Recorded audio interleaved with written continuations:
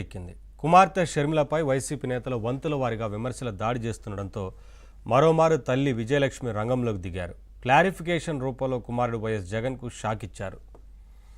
అంటే ఆస్తుల పంపకం జరగలేదు, వైఎస్ మరణించే నాటికి ఉన్న ఆస్తులన్నీ ఉమ్మడివే అంటూ కుండబద్దలు కొట్టినట్లు చెప్పారు. మీకేం తెలియదు, మీరు మాట్లాడొద్దు అన్నట్లుగా వైసీపీ నేతలకు పరోక్ష హెచ్చరికలు పంపారు. 20 రూపాయల బాండ్ పేపర్పై నోటరీ చేయించి మరీ స్పష్టత ఇచ్చారు.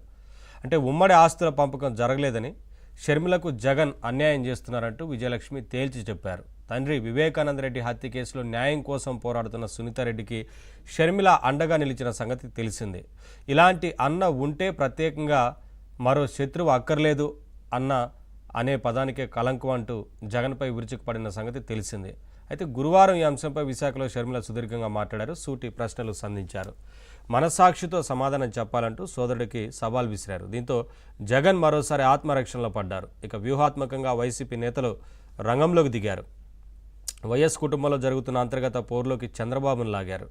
చంద్రబాబు చేతిలో కీలుబొమ్మ అంటూ షర్మిలను నిందించడమే కాకుండా 30 ఏళ్ల కిందట పెళ్లి చేసుకున్న మీకు ఇప్పుడు వాటాలు ఇవ్వడమేంటి, ఇవ్వాల్సిన అవసరం లేకున్నా జగన్ తన స్వార్జితం నుంచి కోట్లు పంచిచ్చారంటూ షర్మిలపై మండిపడ్డారు. మాజీ ఎమ్మెల్యే రాచమల్లు శివప్రసాద్ రెడ్డి 2 రోజులుగా షర్మిలను వ్యక్తిగతంగా విమర్శిస్తున్నారు.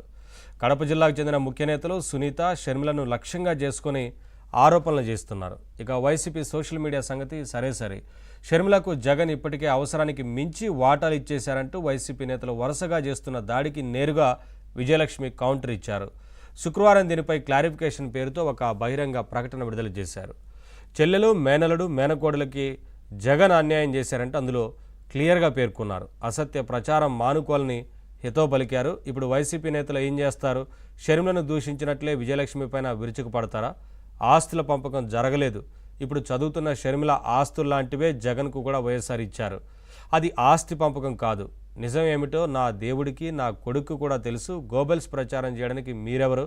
మీరెంత కాదన్నా దేవుడి న్యాయమే న్యాయం. అసత్యాల ప్రచారం మానుకోవాలని వైఎస్ఆర్ భారీగా చేతులు జోడించి అడుగుతున్నానంటూ మళ్ళీ మీడియాలో ప్రస్తావించవద్దని వేడుకుంటున్నా అంటూ దేవుని సాక్షిగా నేను రాసినవన్నీ వాస్తవాలు మాత్రమేనని, 2009లో వైఎస్ రాజశేఖర రెడ్డి మరణం వరకున్న ఆస్తులన్నీ కుటుంబ ఆస్తులే, ఆస్తుల పంపకం ఎప్పుడూ జరగలేదని, అన్ని ఆస్తులను నలుగురు మనుమలకు సమానంగా పంచాలని వైఎస్ఆర్ ఉద్దేశమని, అది ఆయన ఆదేశం కూడా అంటూ దగ్గర వాళ్ళందరికీ తెలిసిన వాస్తవం ఇదే అని, ఎంఓయూలో షర్మిలకు రాసిన ప్రతి ఆస్తి న్యాయంగా ఆమెకు చెందాల్సిందని, అందుకే జగన్ ఎంఓయూ రాశాడంటూ ఆస్తుల విషయంలో జగన్ తన మేనడుకి, మేనగోడలకి ఇప్పటివరకు అన్యాయం చేశారని, ఎప్పటికైనా న్యాయం చేస్తాడని తన తల్లిగా ఆశిస్తున్నానంటూ పేర్కొన్నారు. మొత్తానికి ఇదే అంశానికి సంబంధించి ఇవాళ డిబేట్లో పాల్గొంటున్నారు బండారు వంశీకృష్ణ గారు, టీడీపీ లీడర్, అలాగే కొండ అనిల్ కుమార్ గారు, కాంగ్రెస్ లీడర్, అలాగే కృష్ణకాంత్ గారు జాయిన్ అయ్యారు, బీజేపీ అధికార ప్రతినిధి.